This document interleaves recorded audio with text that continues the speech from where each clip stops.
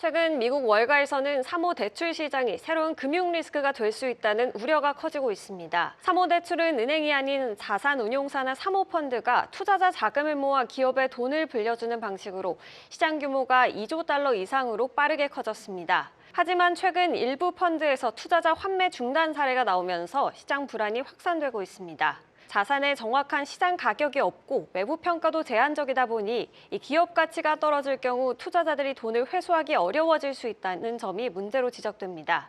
이러한 가운데 월가에서 부실채권 투자 전략의 대가로 꼽히는 하워드 막스는 사모대출 시장에 구조적인 시스템 위기가 있다고 보지는 않는다면서도 17년간 이어진 호황 속에서 투자자들의 낙관이 커지며 대출 기간이 느슨해졌을 가능성은 경계해야 한다고 강조했는데요. 직접 들어보시죠.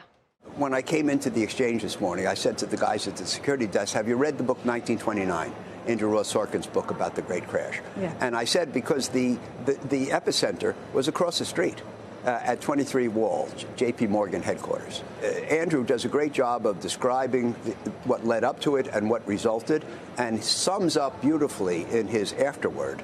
And he says the lesson to be taken away is how carefree, how optimistic do you get, how carefree do you behave when everything's going well, because that is what determines your ability to survive when things go poorly, as they eventually will. By the way, when things are going well, everybody says it's different this time. There's never going to be another recession. There's never going to be another correction or crash or what have you. And there always is, because they're brought about not by physical developments, but by investor psychology and its excesses. So I think that we had 17 good years. March 2009, maybe 17 years ago today or tomorrow, pretty close.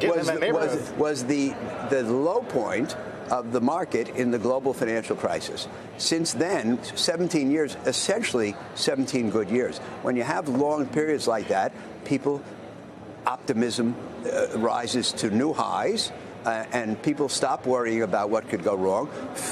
Fear of missing out takes over from fear of losing money, and speed of execution and amount of assets takes over from discernment and discipline, and bad things happen. There's a saying in the banking business that the worst of loans are made in the best of times.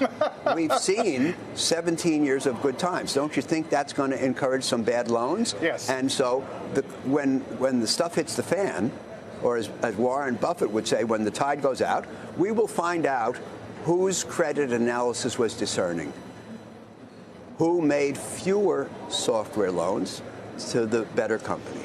And so, there's not a systemic problem with private credit. There's only the fact that the 17 good years and the massive growth of direct lending from essentially inception in 2011 to well over $1 trillion today took place at a headlong pace. Mm-hmm. Was it done carefully or not? And you think we're going to find out? Well, I know we're going to find out. I guess the question is when.